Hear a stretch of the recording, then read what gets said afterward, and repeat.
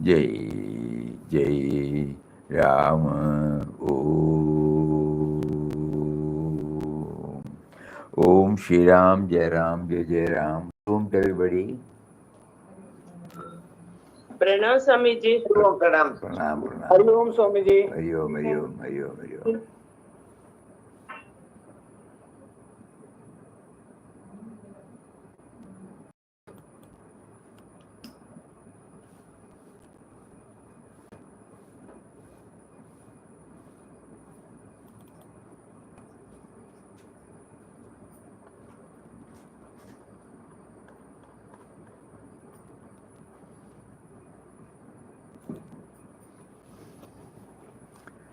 For the past few days, we have been sharing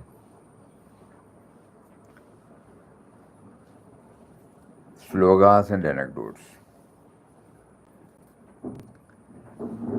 Slogas from Srimad Bhagavad Gita. Sit down.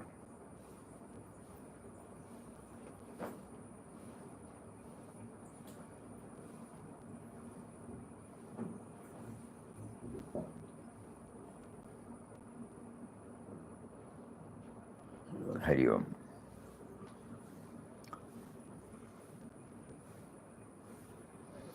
For the sake of newcomers,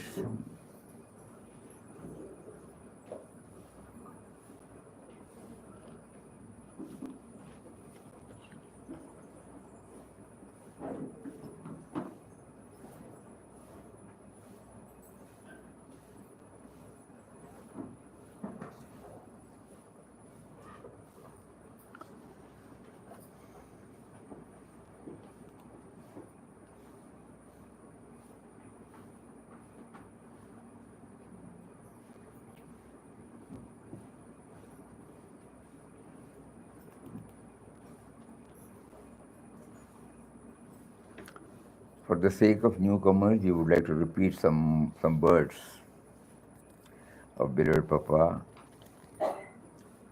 Beloved Papa Swami Ramdas of Anandashram beautifully describes the Bhagavad Gita as a veritable mosaic of eternal wisdom. This sacred scripture provides insights into every aspect of human life, addressing both spiritual and physical dimensions with profound clarity. Its timeless relevance lies in the fact that it leaves no question unanswered about how to navigate life's challenges and opportunities. For those seeking the ultimate truths of philosophy and practical light for everyday living, the Gita is an unparalleled guide. The core message of this remarkable work is to cultivate self-awareness,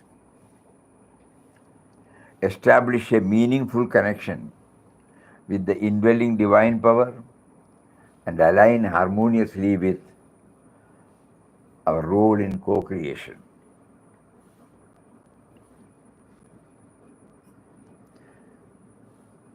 The ancient rishis, often regarded as spiritual scientists, delved deeply into the eternal wisdom and uncovered profound truths, which they compiled into the extensive teachings of the Upanishads. To make these teachings more accessible to the masses, their essence were distilled and presented in the form of Srimad Bhagavad Gita. This is evident from the following dhyana sloga. Sarvopanishado gavo Togda Gopalanandana Partho Vassa Sudhir Bhokta Dugdam Gitamrutam Mahat. All the Upanishads are the cows, milkman is Lord Krishna, Arjuna is the calf, men and women of purified intellect are the drinkers, and the supreme nectar Gita is the milk. The allegory of the Kurukshetra battlefield brings the Gita teachings to life. This battlefield is not just a historical or mythical setting. It represents the inner struggles we face every day. Lord Krishna, the charioteer and guide, symbolizes the indwelling reality, the divine wisdom within us. Arjuna, the warrior, filled with doubt and confusion, represents the sense of individuality, often torn between conflicting emotions and responsibilities. Kauravas are the negative forces within us: greed, anger, pride that pull us down. In contrast, Pandavas symbolize positive virtues such as truth, courage, and compassion. Kurukshetra is the world within and without, a stage where these forces clash. Through the first stanza, the Bhagavad Gita gives us to discover that every problem faced by us stems from me and mine. And the last stanza assures us that when we experience that He is the indwelling reality, who is behind all our thoughts, words, and deeds, we will enjoy happiness, peace, prosperity, born out of the guidance from Him. In other words, the Bhagavad Gita is directing us to move from me and mine to me to Him. From self-assertion, born out of the sense of individuality, to surrender to the power, activating the sense of individuality.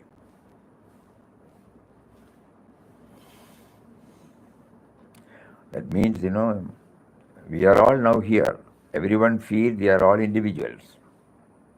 But behind this sense of individuality, there is that power, subtle and mysterious power, expressing itself in the form of life force, consciousness, awareness. Krishna represents that. Sense of individuality, we all feel. We are Arjuna. In us, every day, the tug of war is going on between the Devi Sampat and the Asuri Sampat. At times the Devi Sampat wins, at times the Asuri Sampat wins. This is our life. Later on we find we should not have done that, we should not have talked like that, we should not have thought like that, and then we try to correct ourselves. Many of us may not know that we have erred also. For any incident that passes through us, we put a label: right, wrong, good, bad, favorable, unfavorable.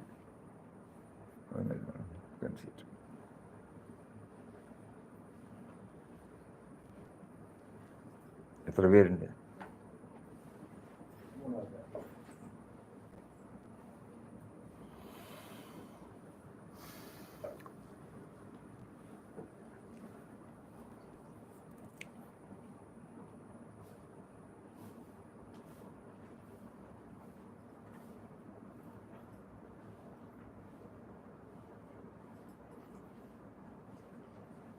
So far, we have been treating Bhagavad Gita as a sacred text.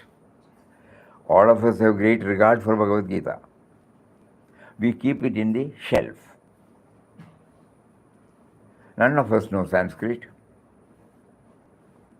And at the impressionable age, we have not been taught the core of the message contained in Bhagavad Gita. What is the core? You are not what you assume yourself to be. This is the core message.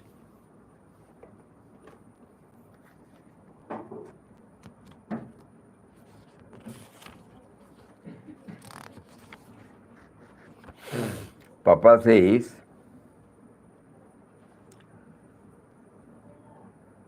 man is not merely what he appears to be. a bundle of flesh, bones, blood, skin, nor a creature living and acting solely under the impulses and thoughts arising from the mind. We have to recognize, this is very important, this is what Bhagavad Gita says. We have to recognize that beyond the exterior dynamics of the body and mind, there is within man the spirit which is immortal. It is by the power of the spirit that our life is activated in its manifold expression. In the classroom, hospital, office, marketplace, factory, field, as well as in temple, church and mosque, we should tune ourselves with the spirit. Divine thoughts and feelings should permeate us. That means spirituality is not to be limited to going to a temple or taking some disciplines or nama chanting or bhajans or ashram going, seeing Mahatmas, learning Shastras. They are all necessary, but they are not merely that. Every other place. By this word, Papa demolishes the divide between spiritual and worldly. I will again read. In the classroom, hospital, office, marketplace, factory, and field, as well as in temple, church, and mosque, we should tune ourselves with the spirit. So there is no. So the core message of Bhagavad Gita is this: that we are not what we assume ourselves to be.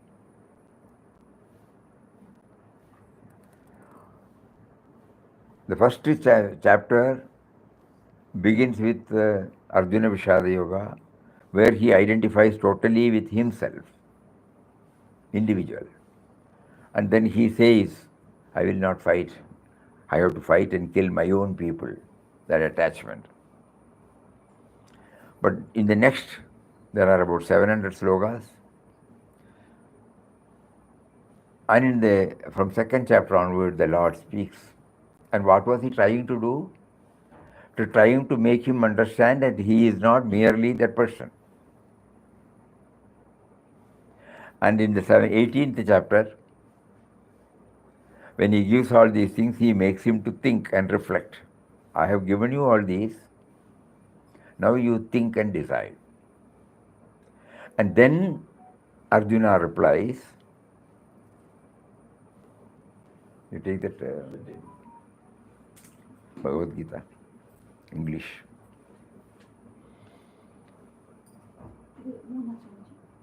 Last one. Third one.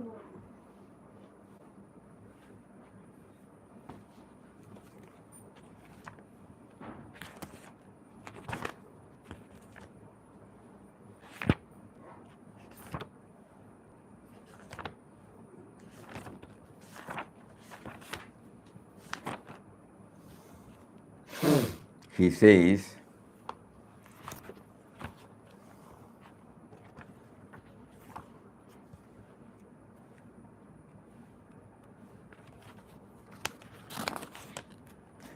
Nashto moha smritirlabdhva tvat prasadan mayachyuta sthitosmi gata sandeha karishye vachanam tava. Destroyed is my illusion, and I have gained my memory through your grace.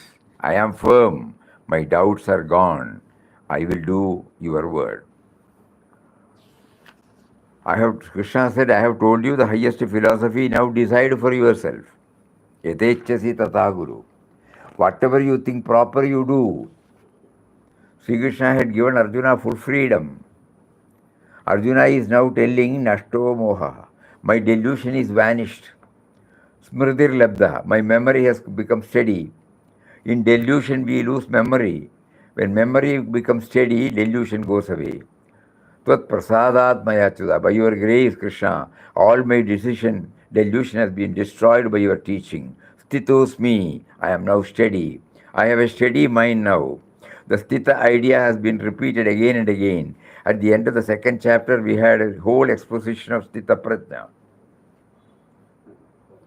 A person of steady wisdom. What a wonderful idea that this human mind, which is so unsteady, can be steadied. We have to train it in the steadiness. That is how men and women develop their given psychic energy system. And so, we seek philosophy in order to give us guidance in our day-to-day life. The philosophy of life is very important. It does not mean any academic philosophy. Philosophy is something by which we put our lives, our little actions of life in the correct profound thought, a profound idea, profound ideal. We put all of them together, then we get a philosophy to guide our life and action. A man with an ideal may commit 100 mistakes, but a man without an ideal will commit 1,000 mistakes, says Swami Vivekananda. So we have to keep some ideology, some philosophy with us. We have to make it as perfect as possible. Arjuna had a Krishna to give him the best of philosophy. We may take the help of this same teaching and thus frame each one's own philosophy in life. And correct it whenever we find better wisdom coming to us. But we should have a philosophy by which we can live and act. We should not live on an ad hoc daily basis. That is very dull. There is no creativity in it. That is the concept of philosophy so far as human life is concerned. We should have a philosophy of life. We resort to philosophy to resolve our doubts. Lots of doubts come when we actually begin to live. A baby has no doubts. Slowly as it grows, problems come, doubts come, difficulties come. Then it seeks knowledge, more precise knowledge. And the wider the sphere of knowledge, the better a baby will be able to live. So this is the background of Bhagavad Gita. We should be very clear. It makes us to reflect and then bring out our own. That means we should know that we are only playing the part allotted to us by him in this world era, and nothing is really initiated by us. However, the sense of individuality often blinds us to this truth. Mirror Papa provides a profound key to unlock the treasures of the high. He says, behold divinity in every aspect of this world Leela. Verily it is he at play in our beings and creatures. This theme is brought out by the Lord in chapter 8 of the Bhagavad Gita in sloka number 7. At all times and in all places, remember me and fight the battle of life. With mind and intellect surrendered to me, you will definitely then attain me. Of this there is no doubt. Tasmat sarveshu kaleshu mam anusmara yudhyacha. It is not merely meant for the Kurukshetra war. Sarveshu kaleshu, that word you can understand. At all times and in all places, remember me. He is now making us to talk, making us to feel that you are sitting, making us to feel that you are hearing, making us to feel ourselves, This fact we are not aware. So Bhagavad Gita is trying to make us aware of this cardinal principle. Just as raw materials are refined to produce something valuable, our experiences, both good and bad, should be processed to bring out qualities such as love, compassion, peace, efficiency, dedication. The essential question before us is, how can we refine our experience? The Bhagavad Gita provides practical techniques to transform the mind from crudity into a refinery. More than a text of intellectual study, it serves as a guide for real-life transformation, helping us navigate challenges with wisdom and balance. Step by step, Gita teaches us to build strong character and personality by refining our psychophysical energy system known as buddhi. This faculty, comprising intelligence, discrimination, will, and emotion, is a powerful tool for human growth. True motivation arises not from the intellect alone, but from emotion and feeling, which, when harmonized with willpower, create a dynamic force for self-transformation. By refining our energy, we cultivate creativity, courage, determination, focus, innovation. Bhagavad Gita gradually strengthens our buddhi, helping us regulate impulsive reactions, make wiser choices, and avoid regret. For example, in June 2012, Urmila Yadav, a senior pilot with Alliance Air, handled with equanimity the most alarming situation caused by the loss of the nose wheel of the plane.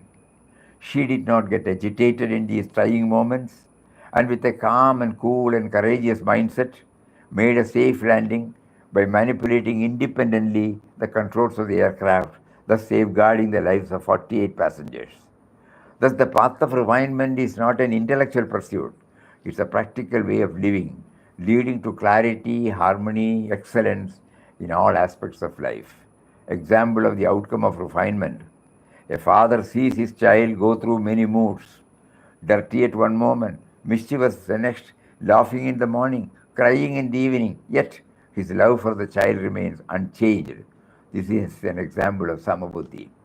Similarly, a mother asked her 8-year-old daughter to bring a vessel of milk. While carrying it, the girl got distracted, lost her step, spilled it. Instead of scolding her, the mother calmly helped her clean up. Later, she asked her to bring a vessel of water. This time, the girl focused, delivered it without spilling. She then admitted that earlier she was lost in thought. The mother's patience nurtured awareness and Shraddha in her daughter. In the same way, a true seeker recognizes the presence of the divine in all situations, joy and sorrow, success and failure, laughter and tears. This understanding brings intellectual equanimity and inner peace in the form of fixed resolve, sustained faith, optimistic outlook. So this is the preface, okay? Before seeking the guidance of the Srimad Bhagavad Gita to navigate life's many circumstances, it is important to acknowledge a fundamental truth. Beloved Papa and many Mahatmas have consistently reminded us that the Gita is addressed to the man on the field, the one actively engaged in life. Its purpose is to help him respond to all situations with clarity, composure, and the right perspective. But this promise becomes real only when we learn to probe deeply into the roots of our challenges rather than merely seek quick fixes.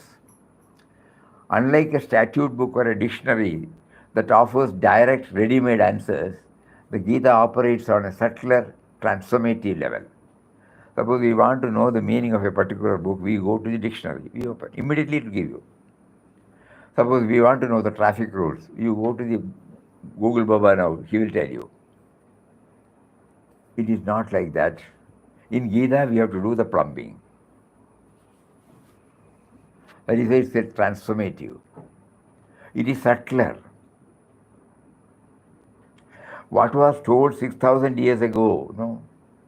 We are in 2025 now. So we have to interpret it in the modern context. Not in the context, we don't want to go to 6,000 years ago because we are living in 2025. So that is why it does not provide prescriptions, it awakens. It does not just instruct, it inspires reflection. When approached with sincerity and introspection, the Gita becomes a mirror, showing us where our perceptions need refining. Lord Krishna affirmed this in chapter number 18, Shloka number 63.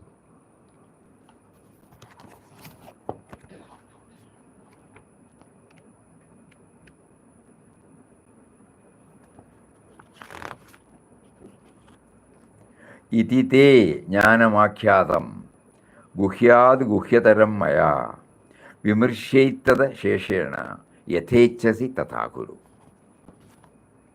I have explained to you the most secret of knowledge. Reflect deeply. Even when we go to the Gita now, this is the clarion call. Reflect deeply upon it and then act as you choose. Absolute democratic freedom.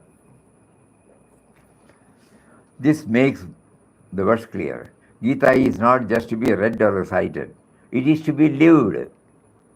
Its relevance is not an offering Its relevancy is not in offering external solutions, but in kindling inner transformation. To benefit from a dictionary or a statute, one must know that it exists. I should know, no? Suppose I don't know the meaning. If I have not heard the word dictionary, how will I know? And learn to use it. Similarly, a Gitopasaka, one who seeks to live by the Gita wisdom, must first grasp its vision and then keep reflecting on its teachings in the light of real life experience. Gradually, a beautiful shift occurs. The Gita moves from shelf to self, from reverence to relevance.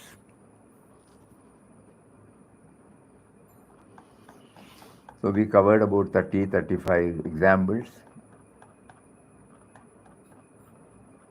so far.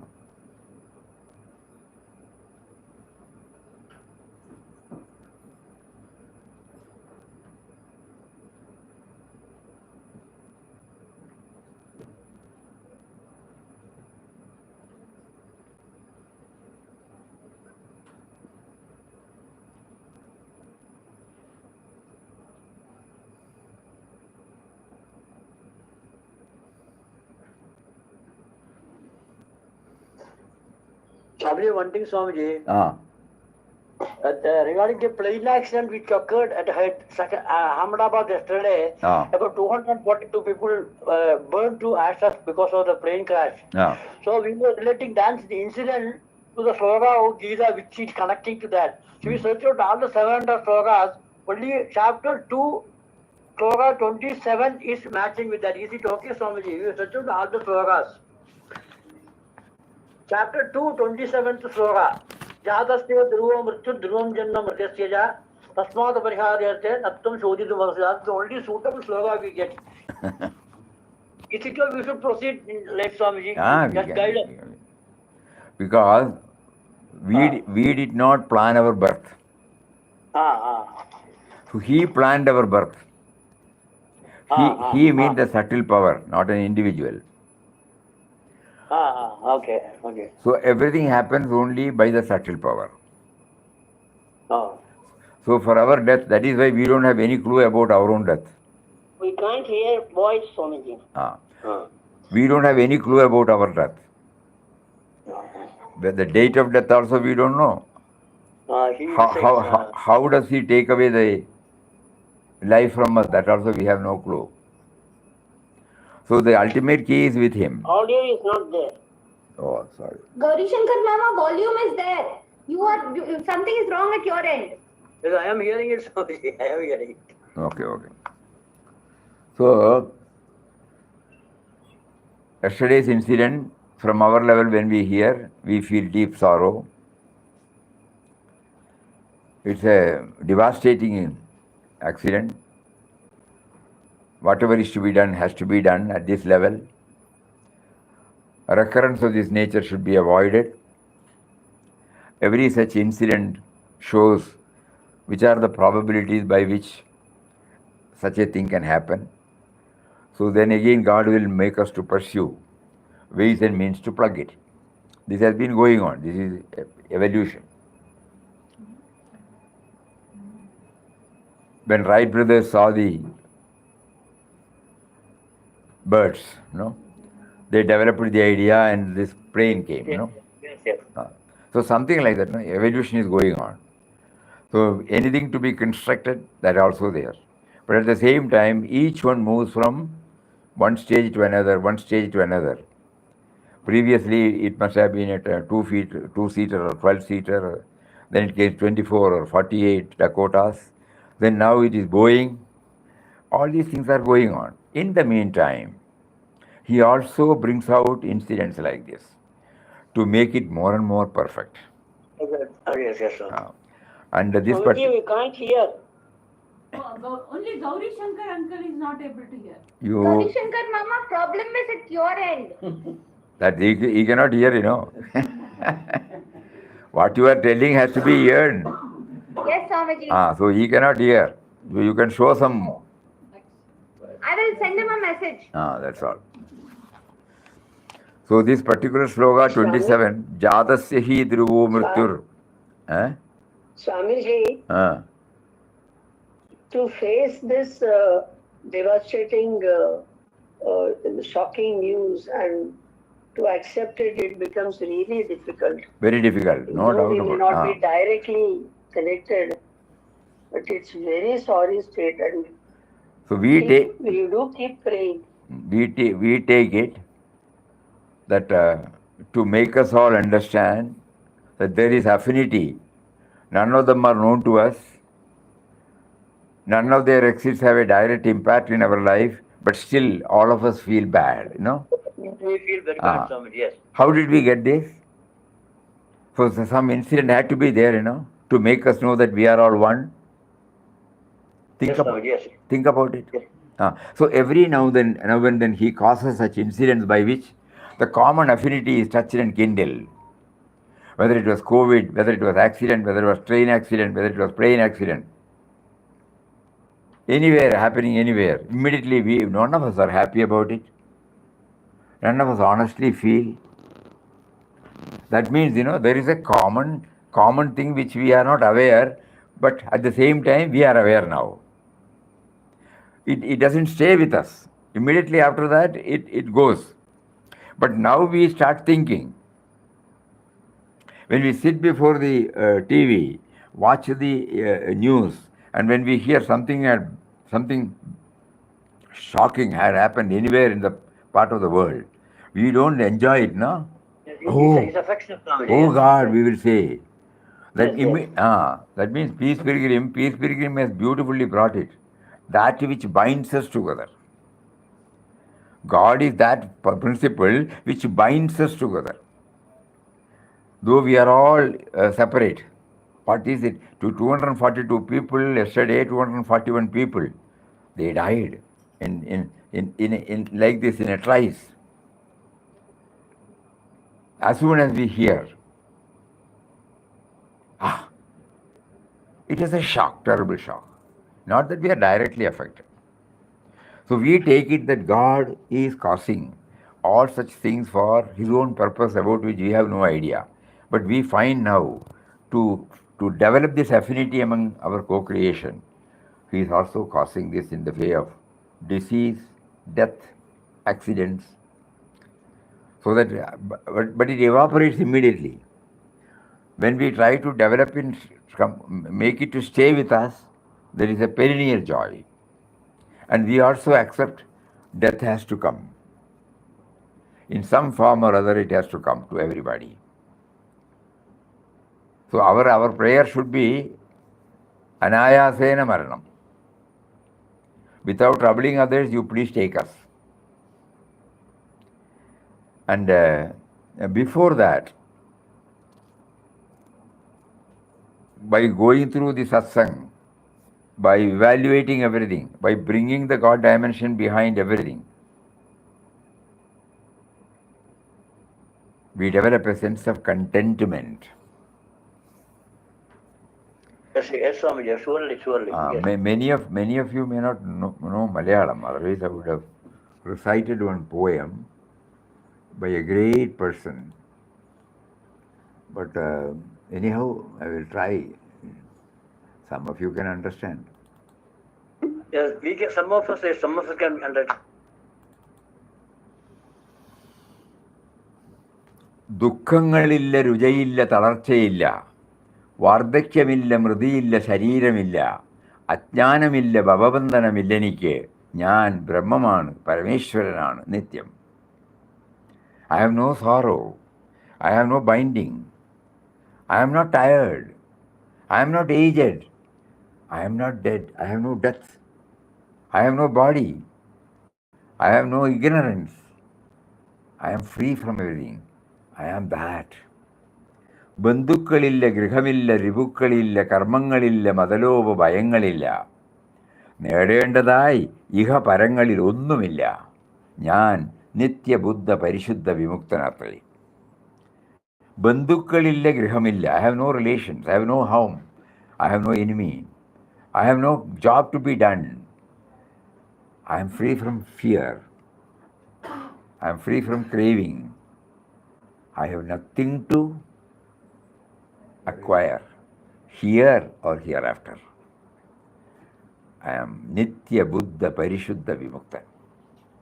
ഞാൻ 100 വട്ടം ഉലകിൽ ജനിപൂണ്ടുവെന്നും ഒട്ടേറെ മാൽ അനുഭവിച്ചു കുഴങ്ങിയെന്നും തെറ്റിദ്ധരിച്ചു വിലപിച്ചു വെറും കിനാവാണി കണ്ടതെന്ന് പൊന്തി ഉണർന്ന നേരം.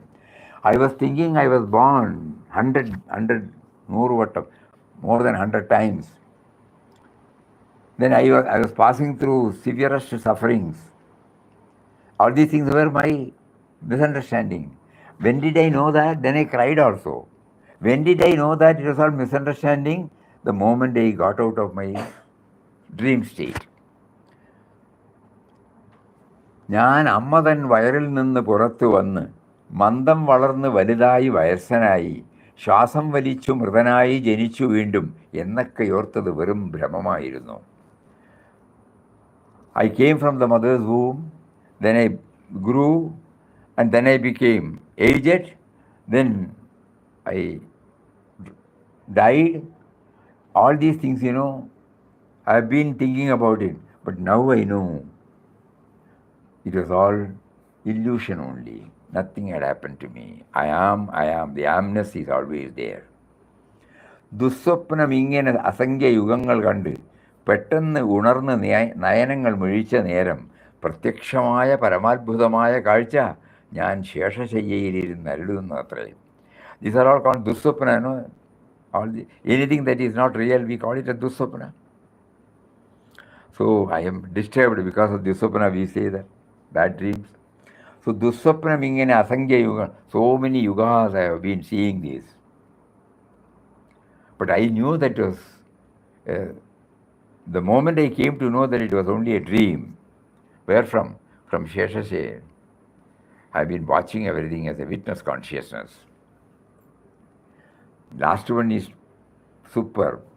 സ്വാനന്ദ ഭൂമികയിൽ നിന്നും അനങ്ങിടാത്ത ഞാൻ ഇത്രമാത്രം അഴലൊന്നും എഴാതെ തന്നെ നിർമൂലമായി മതിമറന്നു കരഞ്ഞതെന്ത് വിഡ്ഢിത്തം എന്ന് നിരൂപിച്ചൊടുവിൽ ചിരിച്ചു.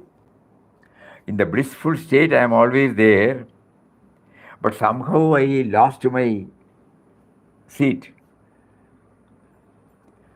Completely I forgot about it. And then I've been crying. I'm feeling I am suffering.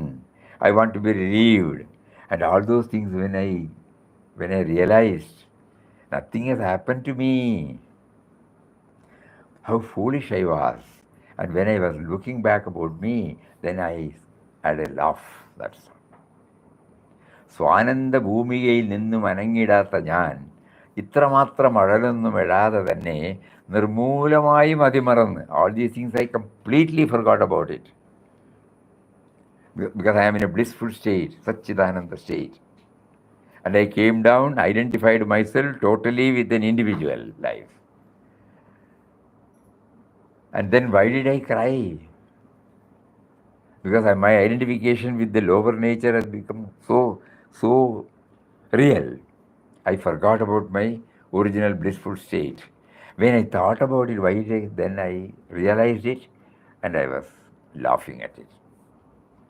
So like that, when we try to understand life, Bhagavad Gita is nothing but trying to push us back. In so many words, Krishna is trying to hammer. You are not killing they have already been killed. You are only a nimittam. I have put you there, that's all. Puppet, puppet play. The puppeteer will not be seen by others. In the stage only the puppet will be seen. But he will be doing like this like that. So we should understand that. Now we have heard. Intellectually we have understood. But our sense of individuality will not permit us now to accept the puppeteer behind it. This is what Sri Krishna is doing. So somebody quoted this sloga, it's a very beautiful sloga. Jatasya hi dhruvo mrityur dhruvam janma mrityasacha tasmat apariharyarte natvam shochita parhasi. When I am born, it is certain that there will be death. Vinobaji puts it in a lighter way. When you have bought a ticket to go to Mumbai and get into the train, and you have to get down at Mumbai. So birth is a ticket you have taken, and death is the destination you have to get down. So there is no exemption here. And those who die, they again come back. That is also certain. How is it certain? Because we are born, we have come with a different taste, temperament, and aptitude and inclination. No? Though father and mother are same, though we were born and brought up in the same atmosphere, suppose there are 2-3 children, nowadays it will be difficult to understand only one child, 2-3 children, same father, same mother, same setup, but they become different. Why? What is it that they carry? Inputs are same, not for 1 year or 2 years. 10 or 15 years, the same house, same type of food, same school. Output is different. Output is different. So this output is related to what we have brought from. That is why he says, so we have those who die, to them this is definite. Then we cannot solve this problem. Then why should we grieve over it? Death is something on which we cannot solve the problem. Only now we may feel by going to the doctor and taking life-saving situation we can extend. But the truth is, even if those who have had this life-saving, end is inevitable. Eh? The end is inevitable. End is inevitable. So when we keep on bringing that slogan into our mind, it gives a cushioning effect. Not that we will not be affected, but cushioning effect. So with that background, we will have 2 or 3 now. A and B were inseparable friends in college. Their bond became the envy of their peers. They shared everything. Notes, meals, laughter, late into the night. But one semester, A noticed a change. B grew distant, messages went unanswered, invitations were politely declined.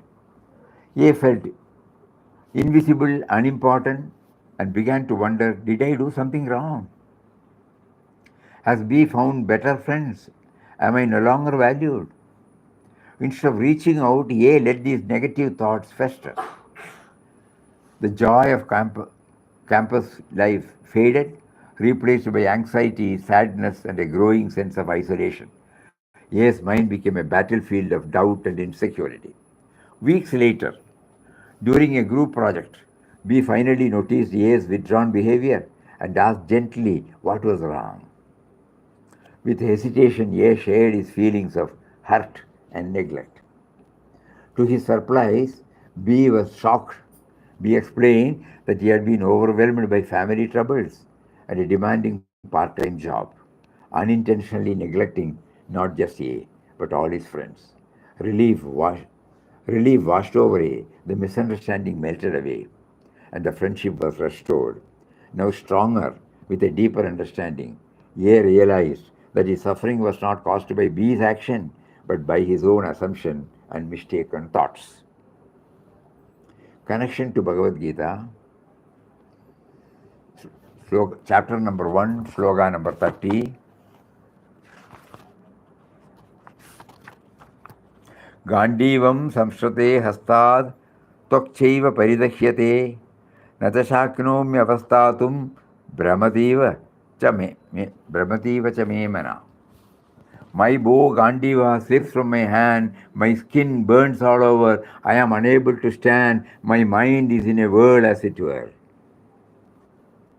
Just as Arjuna, the mighty warrior, was gripped by confusion and inner turmoil on the battlefield, his body reacting to the storm within, so too did A experience an emotional toll of mind clouded by doubt, fear, and wrong assumptions.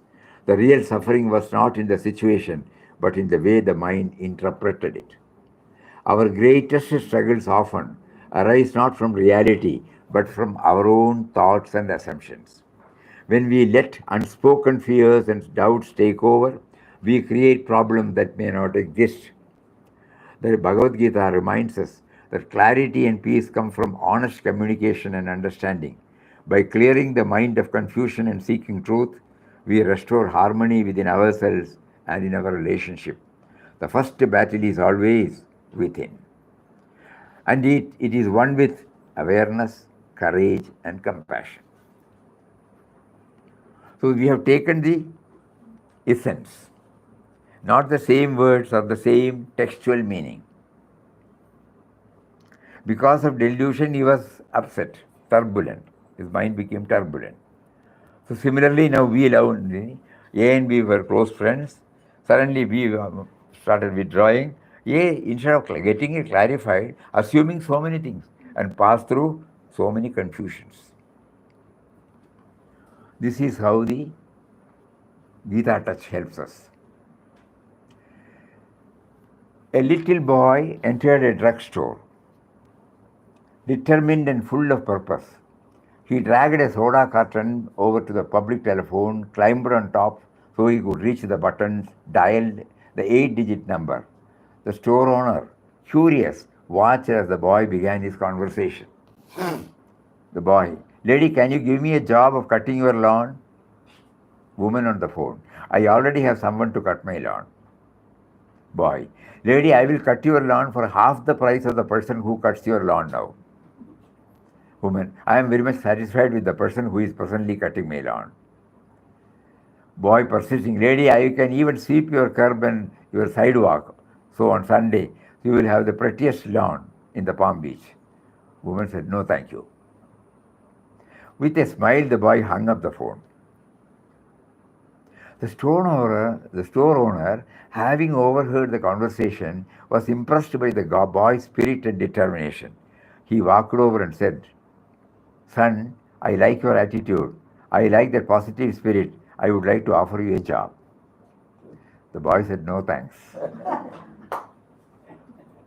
But you are really pleading for one? The boy smiling. No, sir, I was just checking my performance at the job I already have. I am the one who is working for that lady I was working for. The boy was not looking for a new job. He was making sure he was doing his current job so well that his employer wouldn't want to replace him. He was committed not just to working, but to working skillfully with excellence. Connection to Bhagavad Gita, chapter number 2, shloka number 50. Buddhiyukto jahadiha upe sugrata dushkrite tasmat yogaya yujyasya yoga karma sukaushalam. Wonderful. One who prudently practices the science of work without attachment can get rid of both good and bad reactions in his life. Therefore, strive for yoga, which is the art of working skillfully in proper consciousness. This is how we interpret Gita. Yoga karma sukaushalam. Wherever we bring in this efficiency in action, we are bringing the Gita touch. The little boy's story is a perfect example of this teaching. He was not just doing his job, he was striving for excellence, checking his own performance, making sure that he was irreplaceable. He was practicing the art of working skillfully, with full dedication, without attachment to praise or reward. The Bhagavad Gita teaches that true yoga is the art of skillful action, doing your work with excellence, awareness, without attachment to the outcome. Like the little boy, when we focus on perfecting our craft and serving others with sincerity, we rise above mere success and failure. We embody the spirit of Karma Yoga, working with mindfulness, integrity, and a commitment to continuous improvement. Next one. It was a day of joy and celebration. The whole family, along with close friends, had gathered on the lush lawns of their bungalow to mark the parents' wedding anniversary. The air was filled with laughter, music, aroma of the delicious food. For this special occasion, The mother had brought out her finest crockery, delicate cups with exquisite designs, reserved only for such cherished gatherings. After tea, a tray of these precious cups lay on the side table. The mother gently signaled to one of her daughters to carry it to the kitchen. Eager to help, the girl hurried off, but in her rush, she missed a step at the doorway. The tray tripped, the beautiful crockery crashed to the floor, shattering into pieces. The girl froze, her heart pounding. Tears welled up in her eyes as she imagined her mother's anger. Gathering the broken pieces, she steeled herself and went to confess, trembling with fear. But to her astonishment, her mother remained calm. With a gentle smile, she asked, "Are you hurt?" When the girl shook her head, mother replied, "Then I am not worried, dear. I can replace the crockery, but I cannot replace you." In that moment, the girl learned a lesson she would never forget. True love and wisdom remain undisturbed by life's minor losses. The mother's serenity and compassion were deeper and more enduring than attachment to possession. Connection to Bhagavad Gita, chapter number 2, shloka number 17, 70. Apuryamanam achala pradishtam samudramapa pravishanti yadvad tadvat kamayam pravishanti sarve sashanti apnoti nakama kami. This sloka is very, very important, very, very important. One who remains undisturbed despite all happenings, like the ocean into which rivers flow, attains peace, not the one who runs after desires. In rivers, they go and join the ocean. The level of the ocean does not go up. It takes everything, Whether it is a dirty water, salt water, pure water, it doesn't complain. Like Apuryamana Majala Pratishtam Samudra Papam. Just as the vast ocean remains unmoved by countless rivers flowing to it, the mother's mind was steady and peaceful, unaffected by the loss of her treasured crockery. Her love for her daughter was far more valuable than any material possession. She did not let desire or attachment disturb her inner calm. True peace comes from inner stability, not from clinging to possessions or desires. As the Gita teaches, those who remain undisturbed by life's ups and downs, valuing people over things and love over loss, attain lasting peace. The mother's calm response is a shining example of this wisdom, teaching us to be like the ocean, deep, steady, serene, no matter what flows our way. Chapter number 2, sloka number 70.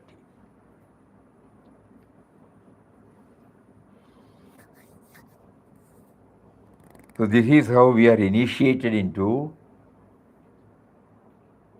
a project called Gita Touch. How to have the Gita Touch. Right from the moment we get up in the morning till we retire to bed, we should have Gita Touch in everything. But we don't know the technique. So these are all some of the techniques through which we are trying to employ or tutor our mind to learn the technique of bringing Gita Touch. First through these incidents. And later on, as we progress, we will find. He will say that everything is God's, so we have to handle everything with love, Sarvasya cha aham, samam sarveshu bhuteshu. So I am there equally in anything and everything. Both in chara and ajara, both in the moving and non-moving, I am there. So we handle everything with a touch of love, with a touch of perfection, with a touch of dedication, with a touch of gratitude. See, right from the moment we get up in the morning, how we look at the bed, the bedspread, the pillow, the cot, the room, the switches, the eatables, the brush, the paste, the soap, wash basin, commode. When we use it, now we see something more than that. We may fail forget. For those who have not heard, this is what Puja Mataji was telling us. She will lift everything and say, this is God. She was bringing the word instead of God, Bappa, that's all. Same meaning. Anything and everything. Simple way. Anything that we handle, a touch of love. Nothing is irrelevant, nothing is unimportant, nothing is insignificant. More about it tomorrow. So this is the Gita teaching. We are trying to learn the Gita touch. We pray to him now, who has prompted us to take up this. Enable us to feel the Gita touch in everything that we see, everything that we touch, everything that we talk, everything that we think, everything that we do. Yes, sir. We have forgotten. Swamiji, Ah. I just want to ask if the passengers who were there in the flight, so they might be knowing if they are going to die. How do you know? Because as it is, they might be knowing that they are landing in a place where it's very difficult to come out. So they might be knowing they are dying. So there might be so much fear in them. Yeah. So, how to overcome that fear of death? Now, during the sattvic moments like this, we try to train our mind. When he has assigned us, he has sent us. So will he not know what is to be needed to us? Our fear comes because we feel we are alone. We have to handle things. The moment we know that he is there with us, he has been with us, whether we know him or not, whether we recognize him or not, whether we acknowledge him or not, whether we worship him or not, whether we deny him or not, he is there in the form of life force. So when we try to know that, the fear complex might go away. When we identify ourselves with the body, naturally the fear will come. But here, we try to understand, yes, body is there, I am there in the body. I have all the limitations. But I know now intellectually that this body has been given to me by him, through my parents, through my grandparents, through my grand-old parents, It was he who has given me. And he is there in the form of life force. And he is taking that life force, is dropping the body and going, that's all. So that during our sattvic moments like this, suppose we keep on pondering. When he puts us actually on the spot, we might be able to do that. And as you said, the 241 people need not necessarily be aware. Because it all happened just like this fraction. Somebody might be dozing, somebody might be reading, somebody might be thinking. There was no time for them. God did not give them spare time. Everything was just like this. It took off, suddenly went down, then crashed. Now we hear that the pilot said some word, Mayday, something like that. So there was an indication that he is helpless. Anyway, it's a trying moment, as you said. It is not that very easy, but during the pause moment, we have to try. At that time, it will not come. If we try now, we will prepare ourselves for that. In 8th chapter, he will exhaustively discuss about death. And then he says, we will be, whatever you remember at the last moment, that is the capital with which you are traveling. So if we constantly have him in our mind, we will become one with him. That also he has assured. Antakaleja mameva smaran mukta kalaivaram. If you remember me alone at the time of death, I assure you, you will come back to me. So these are all the things, cushioning factors. During our pause moments, suppose we keep on all these points which he is providing us. At the time of our facing the crisis, it will definitely give us a cushioning effect. Recently, last month, Today is her 13th day, 13 days before. One of the devotees dropped her body. We actually went there one day prior to that. When we asked her, do you have any desires remaining unfulfilled? She said, no. Do you want to convey anything to anybody? No. You feel full inside? She refused to take medicines. She refused to have any, what is that, oxygen. Life support. Calm, serene. Anything is possible. They are well-off people. But that calm, because she was very, very regular in her satsang. She used to ask so many questions. When she comes here, and she has got a grip in the language also. So suppose we take Das speaks Ramdas. Last time when she came, a few months back, few friends were there. We are not well conversant with Hindi. So we were reading the English and the Hindi. She has got a good hand in Hindi. So she will correct. That means she must have been going through all these things during her past moments. And when the time came, it helped her. So God was showing us, whatever you learn, whatever you feel you know, that is of no avail. But unless you assimilate and make it a part of your own, it will not help you. But when you make it your own, it will help you at the time needed. We saw practically. We spent some hours with her with a heart full. We were even telling the fullness, Om Purnamada Purnamidam Purnat Purnamaduchyate Purnasya Purnamadaye Purnameva Avashishyate. When we were explaining about this, that fullness, we said, that fullness you have, nothing else. Just now Malayalam I read, Nedendada Ihaparangalil Undumilla.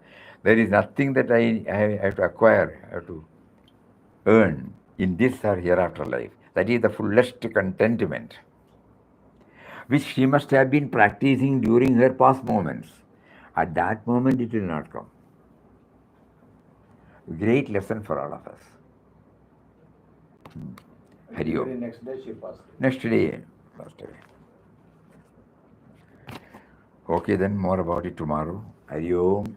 Om Shri Ram, Jai Ram, Jai Jai Ram. Om Shri Ram, Jai Ram, Jai Jai Ram. Om Shri Ram, Jai Ram, Jai Jai Ram. Hari Om, Hari Om. Pranam, Swamiji. Pranam, pranam, pranam. Pranam, Swamiji. Pranam.